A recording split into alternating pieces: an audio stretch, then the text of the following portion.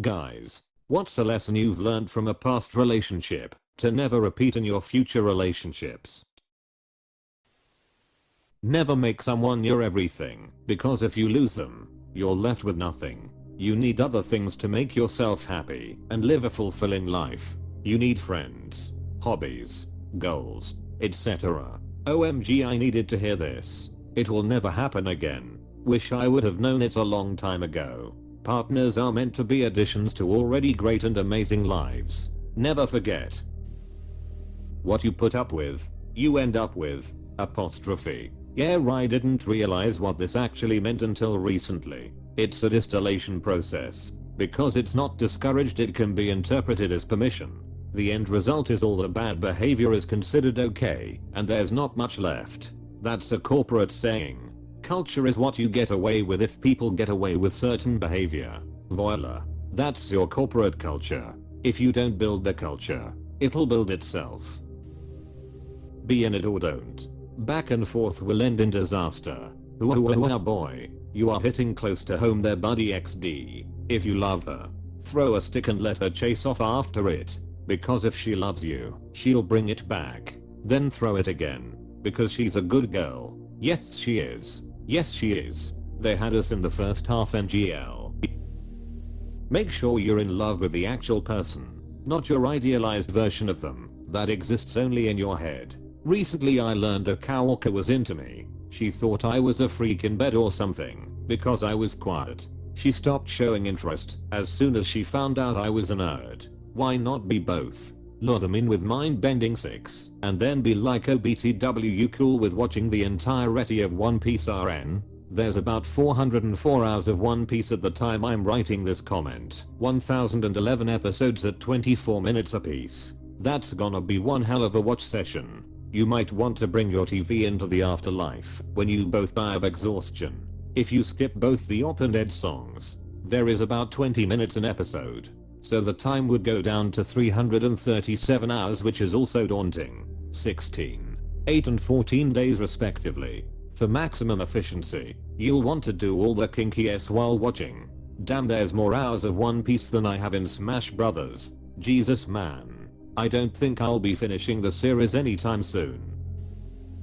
It's okay to lose a relationship. Along the same lines, a relationship ending is not the same as a relationship failing. If it made you happy, if you learned from it, if it was supportive while it lasted, if you parted as friends, if you had good experiences together, any and all of these things are successes. Sometimes things run their course, or circumstances change, and it's time to move on, and that's the right and best thing to do. You don't understand how badly I needed that. Hang in there, my friend. My brother and his wife divorced a while ago. No, divorce is easy and it sucked. But I'm so proud of how they handled it and framed it. They still love each other and are grateful they got married. But they also recognized that it was time to try something else. It took some time for each of them to figure out what going out on their own again meant and how to do it.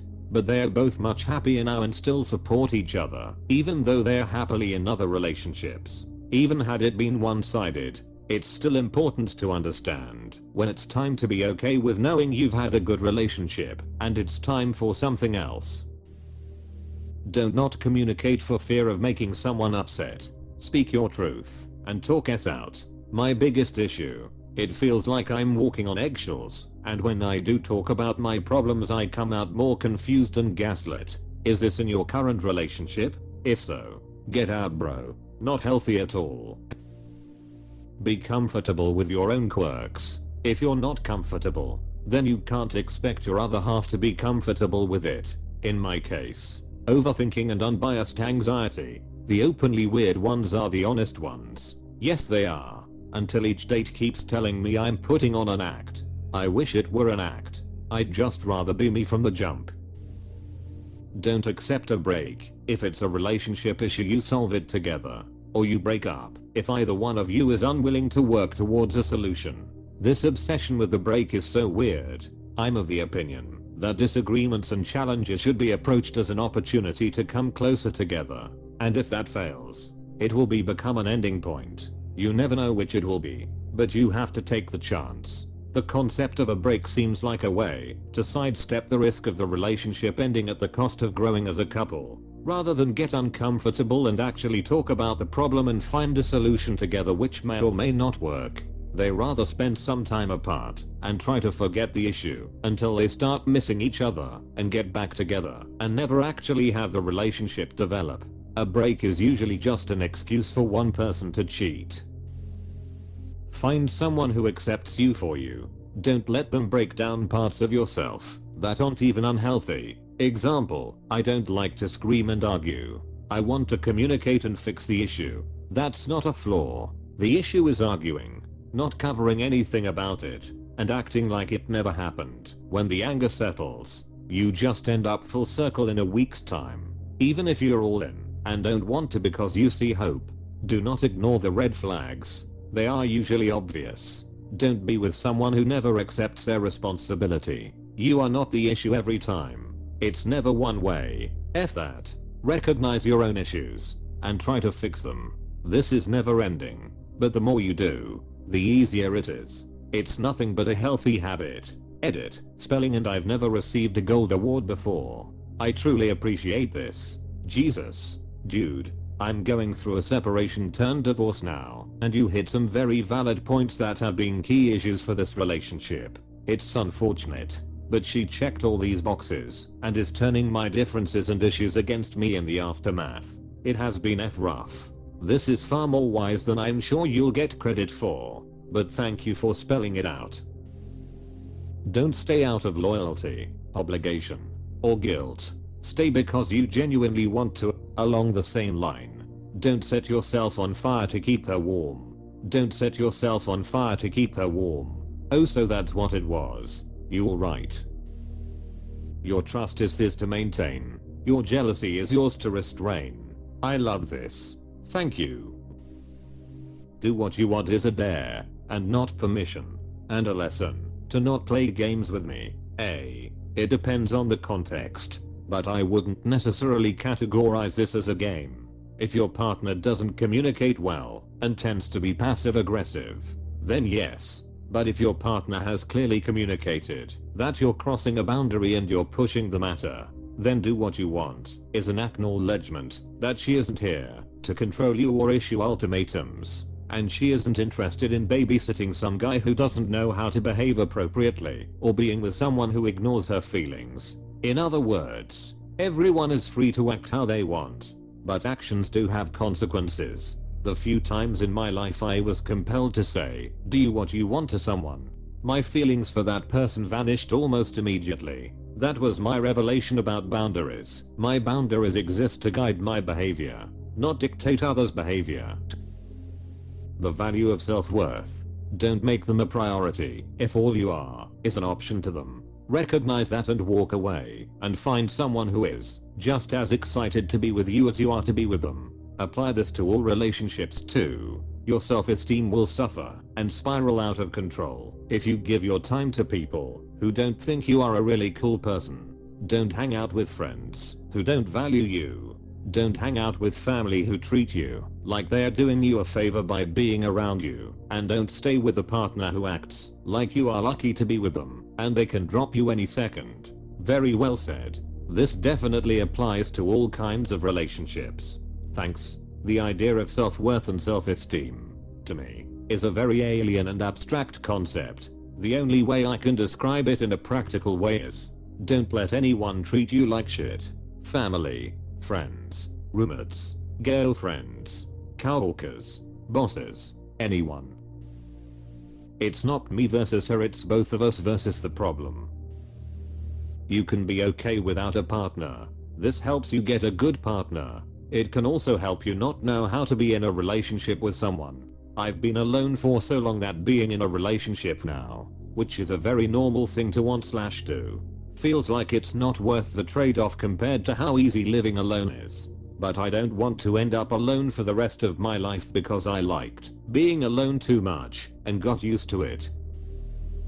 Don't ignore your gut instinct. This one is normally true, but if you have anxiety then it can be tricky.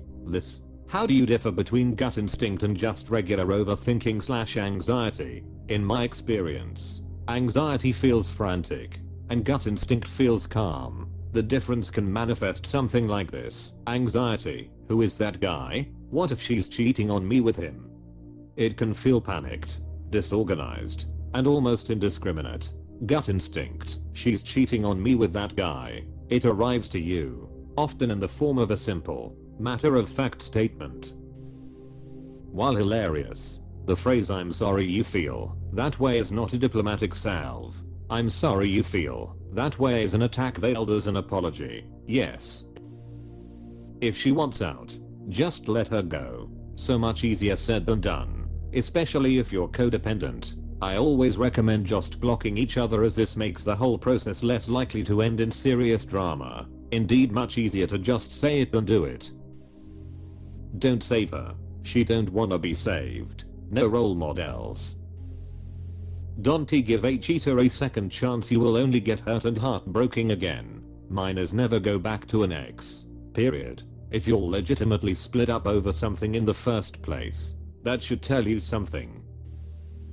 Do not overinvest. Match the giving and receiving of emotions and material things. Don't trust someone 100% until you know them better, and watch out for red flags. Like, were they total with someone when they started dating you? That is monkey branching. Also, go with your gut feeling.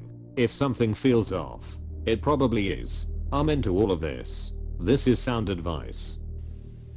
If she wants kids and you don't, or vice versa, neither of you is going to change their mind. If everything feels like a favor or compromise, it's not going to last. You're her boyfriend, not her therapist. There's a limit to how much you can help. Ah shit. Where were you for my last relationship? Making the same mistakes, bro. Always raise your concerns. Never be complacent. Always be the bigger, kinder, more measured person. The instant she lays a hand on you, the relationship is over. Yes, my ex-wife constantly yelled at me, bossed me around. Then she threw pizza at me. That was it. Went and filed for divorce next day. Much happier now that the house is quiet. I can get done what I need to get done without being harassed and belittled. It's quite wonderful. I wonder who's yelling at now? What flavor pizza? Was sausage and had ranch on it? Well, at least it wasn't a fully loaded meat feast. All jokes aside, good on you for getting out of that toxic shit. Onwards and upwards. The common theme in all my failed relationships was me. Oh, and I get cheated on a lot. I'll never be the lone initiator again. Dated a girl who was insanely hot, like actually unbelievably hot, and I was the only one who showed any effort. I've learned since then that absolutely not all girls are like that though. I was in a relationship with my best friend for 9 months. I never realized it until she ended it, but she never put any effort into the relationship. It was always me who asked when I could see her again, who initiated cuddles, even a kiss. She was barely willing to go out once a week. In the last half we were long distanced, and on the 2-week holiday breaks, where we could see each other, she was only willing for 2 or 3 dates. Before the last holiday break, I was asking her how excited she was. She just went kinda. It's like she completely forgot that was the first time we would be able to see each other for 2 months. I was crushed, but I didn't even know it. I still don't know how I was so blind. I knew her as a friend for a long time before we started dating. I don't think I was ever more than a friend to her, and I let her drag me and my heart along. Now I'm left with a bad experience of a first relationship, loss of a really great friend, and a soured heart. If you spend money to show off at the start, you'll be the one paying forever. If their whole family is over the top amazed about how she found someone that can put up with her and how you are so normal, you are probably blinded. If you find yourself waiting by the door/car before entering your home after work to brace yourself, you are in an abusive relationship and need to get out. The brace yourself comment is a good one. I personally haven't experienced that, but I think a lot of guys do in longer term relationships. If you don't want to go home, then there's a big problem. If they like you, you'll know. If not, then you'll be confused. Don't lie about anything. I do this with my wife. No secrets ever. Causes some friction sometimes. but totally worth it.